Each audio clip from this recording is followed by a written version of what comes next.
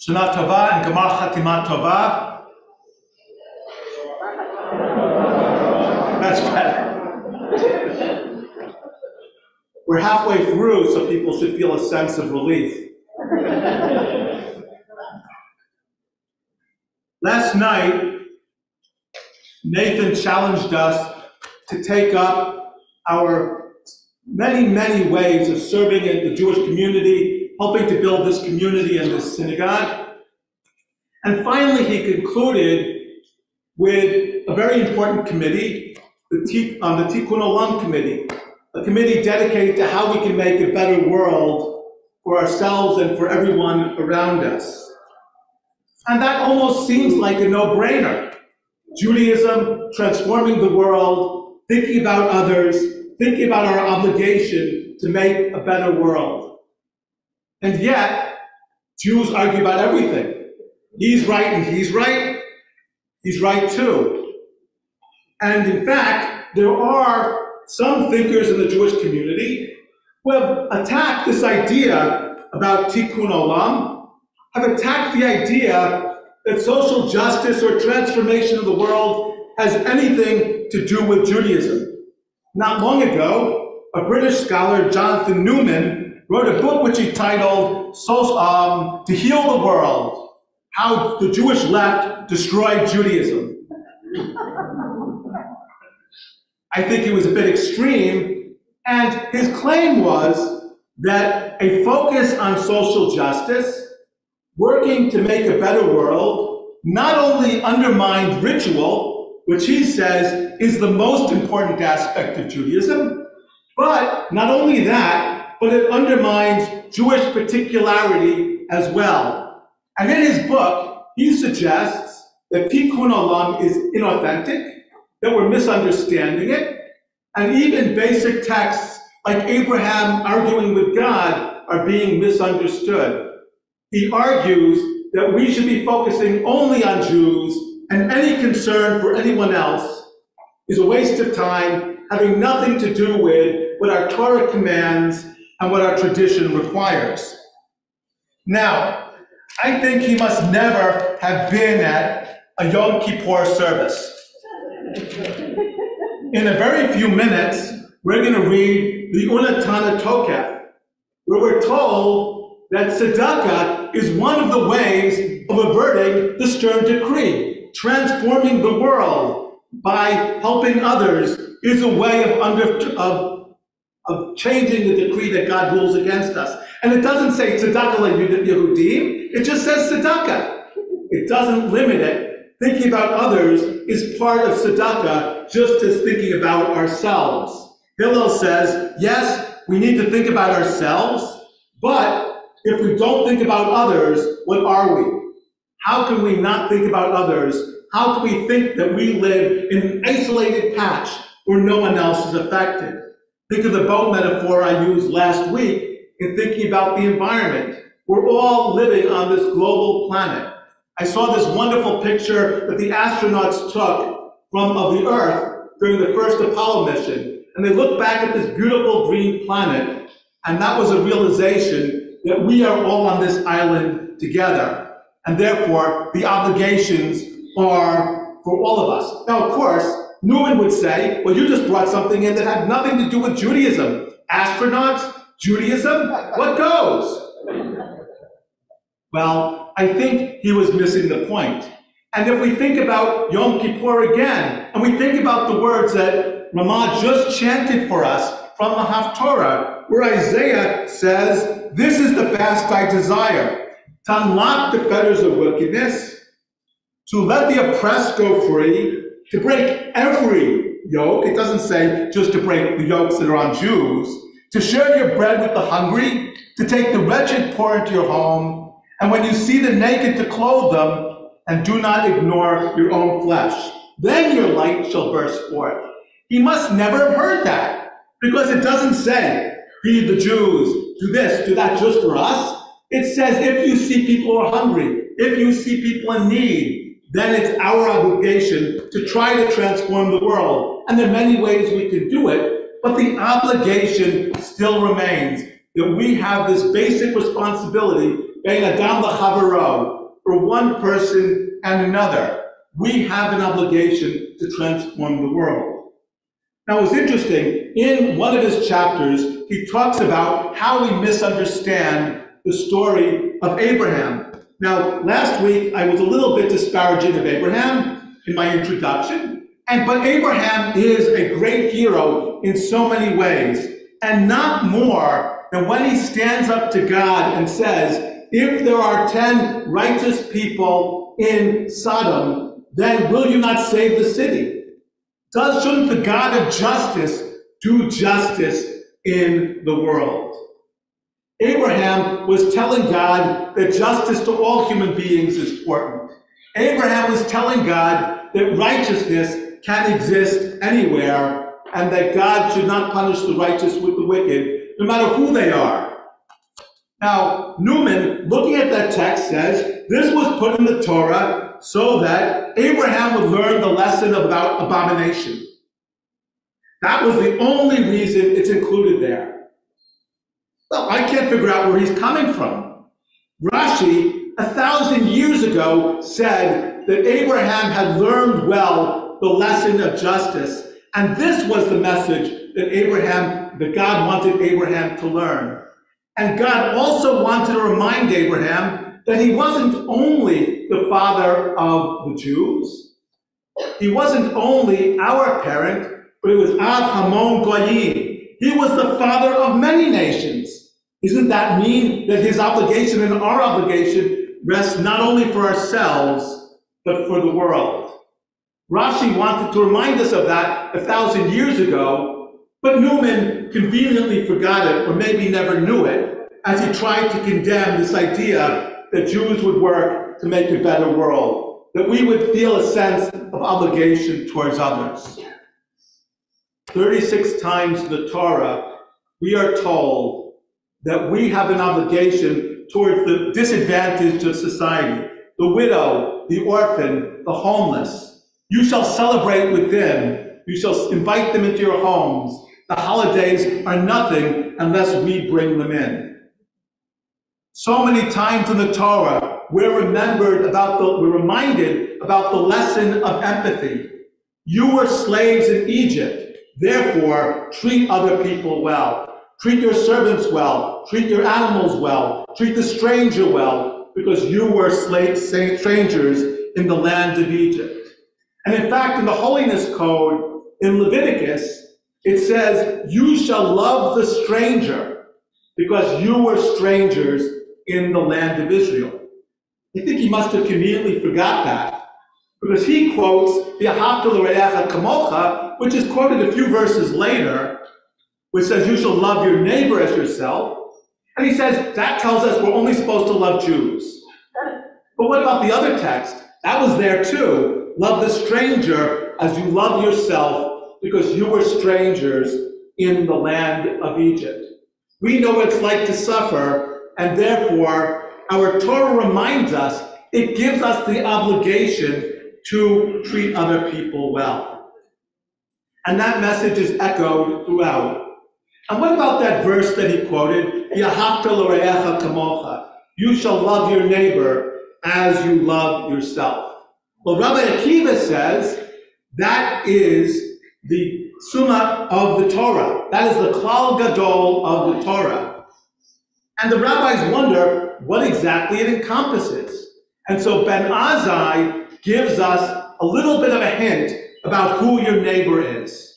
Ben Azai says, Rabbi Akiva, your verse is very important, but we can't understand it unless we know that there's an even greater verse. And that verse is, Eila toldot b'nei Adam. These are the generations of Adam. Now, raise your hand if you're from the generation of Adam. And Eve, by the way. And if we looked around and I said that really loudly so everybody in Saratoga could hear it, everybody should be raising their hands.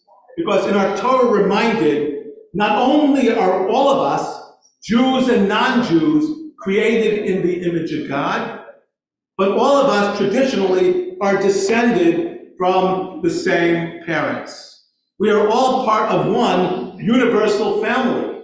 And so that verse, love your neighbor as yourself, is saying love your neighbor, who is your family, everyone, as you love yourselves. Our obligation in the Torah itself is universal. Our obligation in the Torah is to transform the world, to be a Mamlechet Kohanim, a Goy Kadosh, a kingdom of priests and a holy nation, bringing the light of Torah to the world.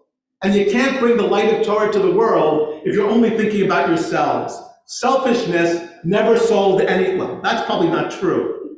But selfishness does not sell the message of morality, does not sell a book as sacred as the Torah. It's only when we share it and realize that we're part of a humanity that it becomes a light unto all of the nations.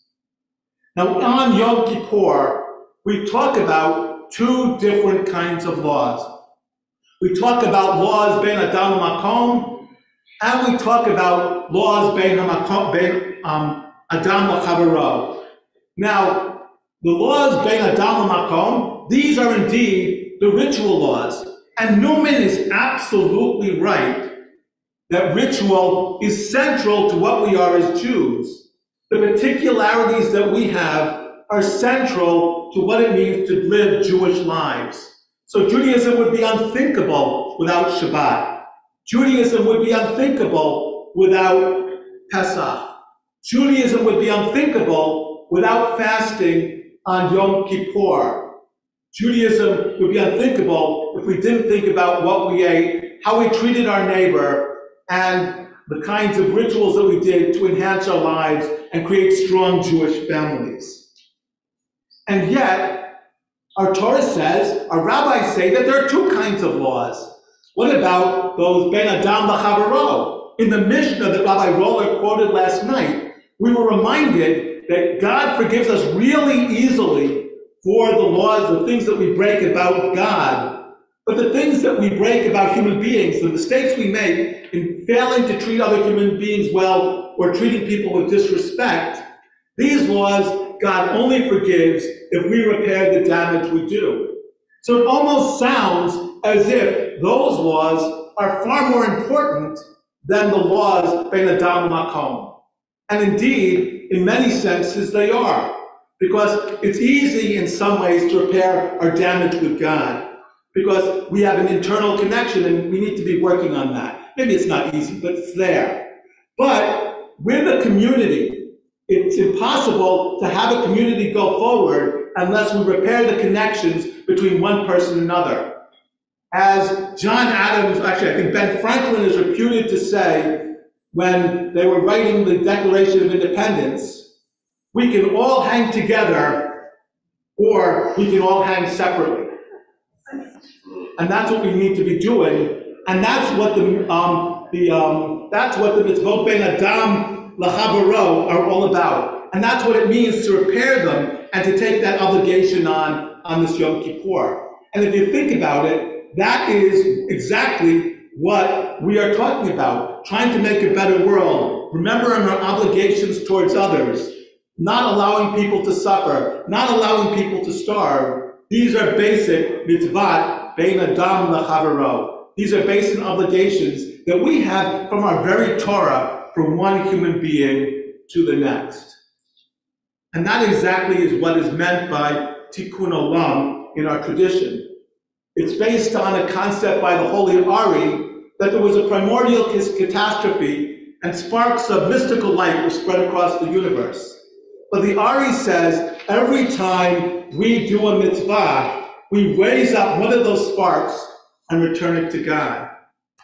And these are the mitzvot bein Adam L'Chavaro that are especially efficacious for us as we look at the world in repairing the damage done primordially, that repair the damage that was done to the heavenly light that was in exile from God.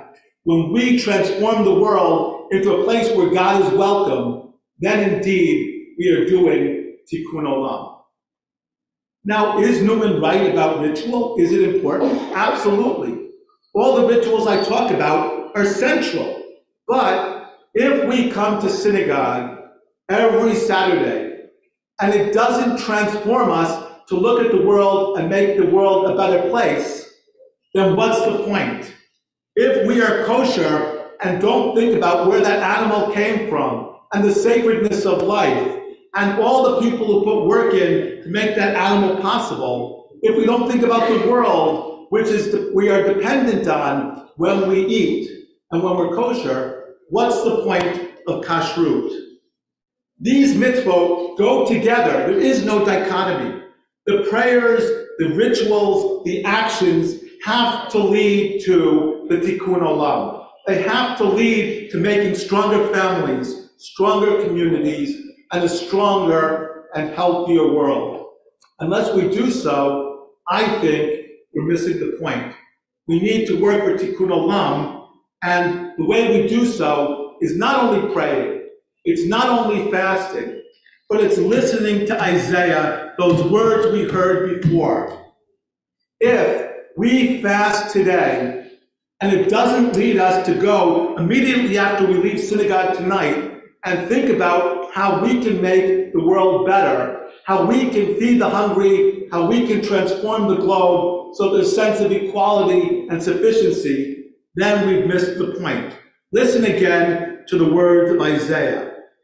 This is the fast I desire. And he's talking about what we're doing right now. This is the fast I desire. To let the oppressed go free, to break every yoke, to share your bread with the hungry, to take the wretched poor into your home. Then your light shall burst forth. Then we'll have tikkun olam, like the dawn, and our healing will spring up quickly. Our tradition demands that we work for tikkun olam. Our tradition demands that we, through our particularity, through our focus on what we are as Jews, are reminded that we're a mamlechet kohanim, a goy kadosh. It's a demand to us that we work and go out and transform the world. And as we transform the world, we're transforming ourselves and making a messianic possibility much more likely. The work is ours. We may be lazy, but our master, God, is impatient. And in the words of Hillel, if not now, when? So I want to turn just for a second before we go to Yizkor to think a little bit about the Kaddish. Because the Kaddish is exactly about this obligation for tikkun olam. The Kaddish doesn't speak about death. Instead, the Kaddish speaks about life. The Kaddish speaks about a community that's there for us when we're at our most vulnerable. That's why we have the responses. But the Kaddish also speaks about Mamlechet Adonai. It talks about God's kingdom. God, that's such a sexist word, but I don't know a better one. God's rulership. It speaks about God's rulership and reminds us that what we do is the work of Litaken Olam B'Malchut Shaddai, to prepare the world, to complete the world under the rulership of God. And that's why we end with this prayer for peace at the end, because peace is the most basic of blessings. And we recite the Kaddish as we think about our loved ones, because it's a reminder to us that we stand on the shoulder of the generations of Jews before us who worked to remember Torah, the work of Jews before us who ensured that our tradition was passed down, the work of Jews before us who transformed the world. Their example, their values are now ours. And as we recite Yizkor and think about our loved ones, we're asked to remember that we stand on the back of elephants. We stand on the back of giants. And so we can see a bit further because of all that they did. And we talk about the words la'ela, la'ela, higher and higher, reminding ourselves that as we stand on their backs, we can reach closer and closer to a perfected future if we do the work. Shana Tova.